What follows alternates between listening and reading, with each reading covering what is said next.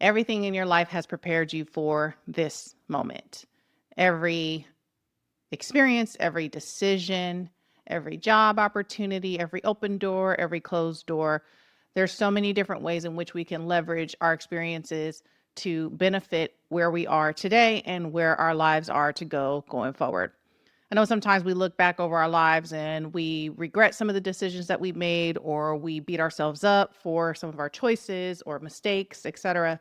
And so I want to challenge you to really think differently in relation to some of those things, and just really explore ways that it has served you currently, or how you can use it to your benefit in the future.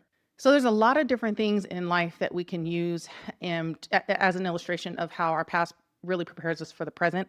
You may have watched a lot of kids when you were growing up, and then later becoming a parent, having kids of your own, and that breeding ground, uh, no pun intended, the breeding ground for like really being able to look after children and really care for them and nurture them and provide for them, or whatever it was, whatever capacity in which you cared for those children. Maybe it was, kids in your neighborhood or younger siblings or whatever, and how that really plants the seed for what's to come later, like when you have children of your own. So it's all in preparation for. Another example could be jobs that you worked previously, and maybe the experience doesn't exactly align with what it is that you want to do or what it is that you're currently doing, but there are things that you could probably pull from. Education, same thing. Like, you may have studied something in college, you're not pursuing that, a career in that industry, but are there things that you can pull from your education experience that you can apply to whatever it is that you're doing currently? So another example is my initial introduction to trading, which took place in 2018. And it was a panel discussion, and there were different women who were talking about different means by which you could make some extra money. And this particular person was talking about trading. And I had never heard of it prior to that. I'd never heard of this woman either. I had no reason to think that she wasn't legitimate, but because I didn't know her, have exposure to her, or I was really unfamiliar with trading, it just kind of felt scammy. So I really didn't lean too much into it. I did investigate it a little bit just to look more into like what her offering and her course. And it was a pretty high ticket item, and I just wasn't in a position to spend that kind of money. One, just spend that kind of money, period, but also spend that kind of money on something that I was really unfamiliar with and really uncertain about. So that came and that went. Fast forward to 2022, I got another introduction. I would say that this was the one that really, really took form, is because it was a reintroduction, if you will, but it was by someone who I was a little more familiar with. So I trusted them in essence. So it felt safer.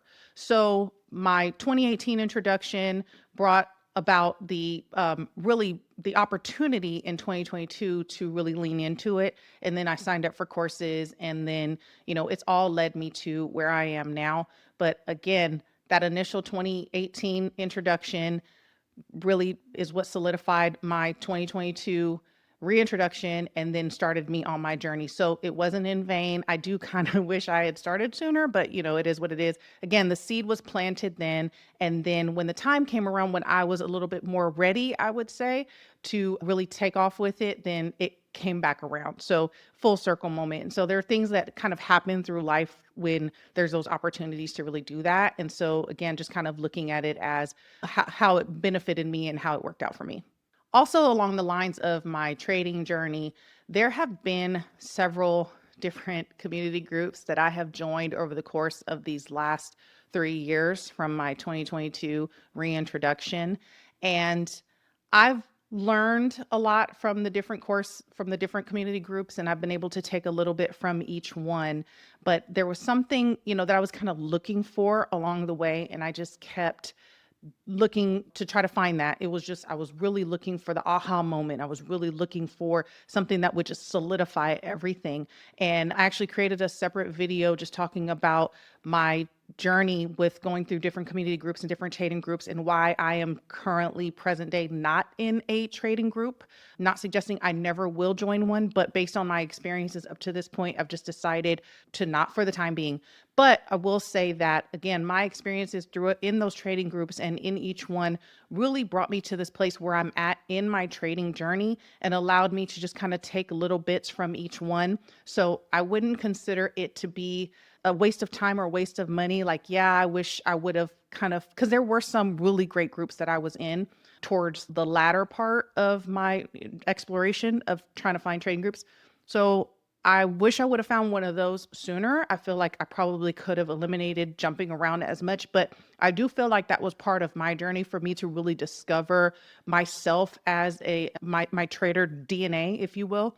And again, I don't really take any of that for granted because I was able to glean something from each of the groups.